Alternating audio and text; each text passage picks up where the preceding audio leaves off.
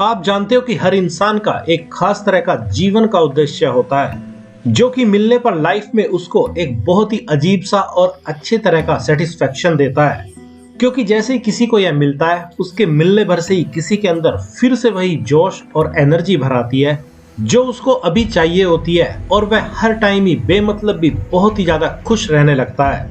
जबकि यह person to person ही डिपेंड करता है कि उसका जीवन का क्या उद्देश्य हो सकता है, जिसको कुछ चीजों को एग्जामिन करके बड़ी ही आसानी से पता लगाया जा सकता है, जिसके लिए आपको कुछ चीजों को बड़े ही ध्यान से ऑब्जर्व करने की जरूरत होती है। जिसमें से अगर सबसे पहली चीज की बात करें तो अगर आपके पास कोई ऐसा काम है जिसको करने में आप अपने समय को ही भूल जाते हैं, और उस काम को करते वक्त आपको ना तो भूख का पता चलता है और ना ही प्यास का, और ना ही किसी और चीज की आपको याद रहती है या इच्छा करती है, तो इसके बहुत ज्यादा चांस है कि आप अपने लाइफ पर्पस के बहुत ही ज्यादा करीब हैं, और यही काम करना शायद आपके जीवन का उद्देश्य हो सकता है, जिसको आप चाहे तो बड़े लेवल पर भी कर सकते हैं। बस उसको एक बार आपको खुद के लिए पहचानने की जरूरत होती है।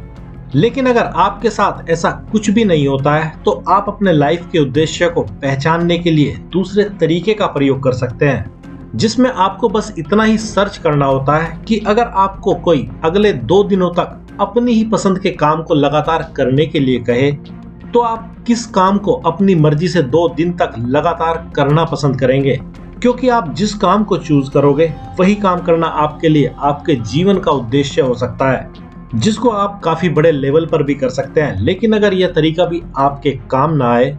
तो फिर आपको अपनी उन बातों के बारे में सोचना चाहिए जो कि आप किसी से करने के लिए बार बार कहते हैं। जैसे कि आप किसी को कुछ बताते हैं या कहते हैं कि आप लाइफ में कोई काम जरूर करना चाहते हैं, तो आपके लिए इसके पूरे चांस हो सकते हैं कि वही काम आपके जीवन का उद्देश्य हो। क्योंकि बहुत बार इंसान जाने अनजाने ही अपने जीवन के उद्देश्य को ही लोगों को बता रहा होता है, लेकिन वह इसको खुद ही नहीं समझ पाता है या काफी देर से समझ पाता है, जिसके ना मिलने के कारण ही वह परेशान भी होता रहता है।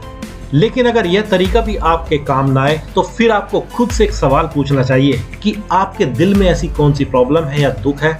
जिसको आप दूर करना चाहते हैं। जबकि यह प्रॉब्लम आपकी खुद की भी हो सकती है या आपके ही जैसे बहुत से लोगों की भी हो सकती है।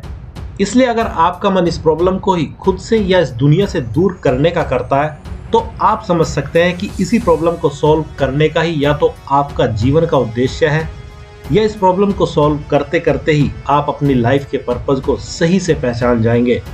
लेकिन अगर यह तरीका भी आपके काम ना आए, तो फिर जरा अपने सपनों के बारे में सोचिए, मतलब अपने ड्रीम गोल्स के बारे में सोचिए कि आप क्या इस दुनिया में कुछ बड़ा सा अचीव करना चाहते हैं। क्योंकि बहुत बार वैसा करना ही किसी का लाइफ का पर्पस होता है। और अगर यह भी आपके काम नहीं आता है, तो फिर खुद से एक सवाल पूछिए कि अगर पूरी दुनिया में अलग अलग तरह की बहुत सी मुसीबतें अभी मौजूद हैं,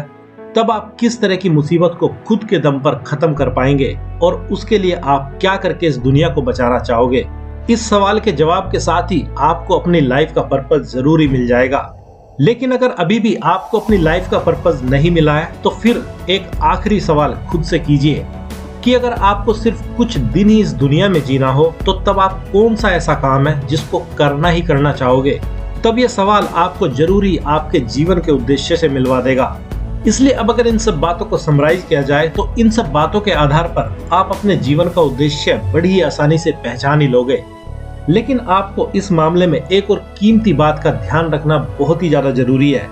क्योंकि कई बार क्या होता है कि हम किसी चीज को अपने जीवन का उद्देश्य बना लेते हैं, जो एक टाइम पीरियड के साथ पूरा भी हो जाता है। तब हमें कुछ भी समझ नहीं आता है कि अब क्या किया जाए।